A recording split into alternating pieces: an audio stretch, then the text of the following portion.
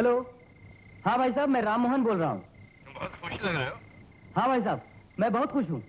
आज हमारी बरसों की रिसर्च कामयाब हो गई। हाँ, मैं जिस खदान की खुदाई करवा रहा था, उस खदान में हीरे निकल आए। मैं अभी आता हूँ आपके पास।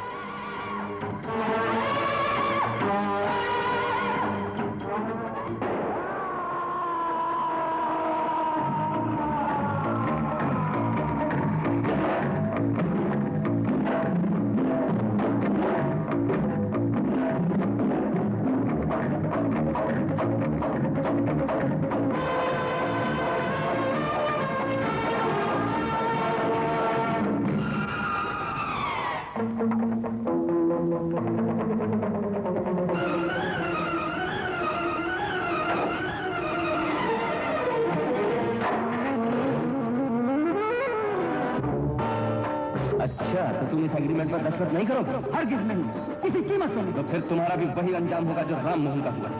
इसका मतलब है राम मोहन नहीं, वो गायब नहीं हुआ, मैंने उसे जान से खत्म कर दिया। और अब कान में छुपे हुए करोड़ों के हीरों का राज सिर्फ हम दोनों जानते हैं। नमक हराम कमीने, तूने राम मोहन का खून किया है।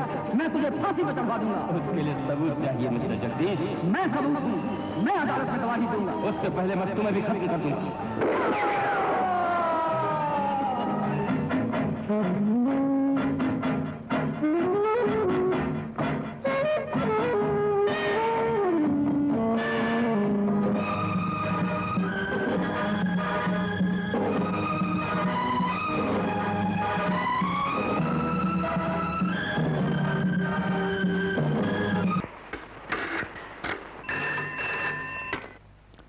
हेलो जोगिंदर, अमर ललितपुर पहुंच रहा है। आप फिक्र मत कीजिए, मैंने पूरे ललितपुर को एक चक्रव्यूह बना दिया है। Very good. अजय बेटा, तू अमर से कह दे कि वो खदान शुरू करने की बात ही मुझसे न करे। आंटी, वो बहुत जिद्दी है। अगर वो जिद्दी है तो मैं उस जिद्दी की माँ हूँ। देखती हूँ कैसे नहीं मानता। लो, आ गए साहब बहादुर। समझ गया, मेरे खिलाफ साजिश हो रही है। देख अमर, मैं तेरी एक नहीं सुनूंगी। लेकिन माँ, मेरी बात तो। लेकिन कुछ नहीं। उस खदान की वजह से मेरा सुहाग उजड़ गया, तेरे चचा की जान चली गई। मैं उस मनहूस खदान का नाम भी सुनने के लिए तैयार नहीं। मनहूस? अरे माँ, तुम फिर वही सदियों पुरानी बातें कर रही हो। दुनिया में कुछ भी मनहूस नहीं होता, ये सब तुम्हारा वहम है। मेरा वहम ही सही, लेकिन मैं तुझे ये काम नहीं करने दूंगी। ठीक है, अगर तुम कहती हो तो नहीं करूंगा, लेकिन माइंस चालू ना हुई तो पिताजी की आत्मा को दुख होगा। पिताजी की आत्मा का तुझे इतना ख्याल है, मेरी आत्मा जल रही है, उसका कुछ ख्याल नहीं? कैसी बातें कर रही हो? तुम्हारे लिए तो मैं कुछ भी कर सकता हूँ। मगर अपनी जिद नहीं छोड़ सकता। भगवान का दिया सब कुछ हमारे पास मौजूद है, फिर तू क्यों अपने हाथ और मुंह काला करना चाहता है? तुम समझते क्यों नहीं माँ? तुमने हजारों रुपए खर्च करके मुझे इंजीनियर बनाया, और फिर ये भी तो सोचो ना, अगर माइन शुरू हो जाएंगी तो सैकड़ों लोगों का पेट भरेगा, उनकी दुआएं लगेंगी तेरे बेटे को। वो तो ठीक है बेटा, लेकिन मेरा दिल नहीं मानता। न जाने क्यों मेरे दिल में बुरे बुरे ख्याल आते हैं। तुम चिंता ना करो, भगवान पर विश्वास रखो, सब ठीक हो जाएगा। जो तेरे जी में आए तू कर, मगर एक बात तुझे मेरी माननी ही होगी।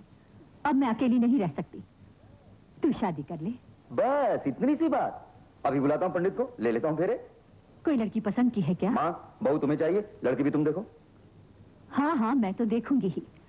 जैसे बहू सिर्फ मेरी ही होगी, तेरी तो कुछ नहीं होगी। हमेशा अपने बाप की तरह मनमानी करता है, किसी की सुनता ही नहीं। मगर मैं कहे देती हूँ, तुझे अब शादी करनी ही पड़ेगी। अजय, माँ राजी हो गई है, मैं ललितपुर जा रहा हूँ। पता नहीं वहां कितने रोज लग जाएं। माँ अकेली हैं, उनकी देखभाल और बंबई ऑफिस की सारी जिम्मेदारी तुम पर है। तुम चिंता न करो अमर, मैं सब संभाल लूंगा। मुझे यकीन है दोस्त, तुम्हारे और विजय के भरोसे पर तो मैं इतना बड़ा काम करने जा रहा हूँ। तुम विजय को खबर कर दो, मैं कल पहुंच जाऊंगा। Okay, all the best. Thanks. तुम्हारे हाथ की रेखा कहती है कि तुम्हारी शादी एक धनवान से होगी, खूबसूरत नौजवान से होगी, कोयले की खदान से होगी। आई मीन कि कोयले की खदान के मालिक से होगी, जैसे कि मैं। तुम मालिक हो?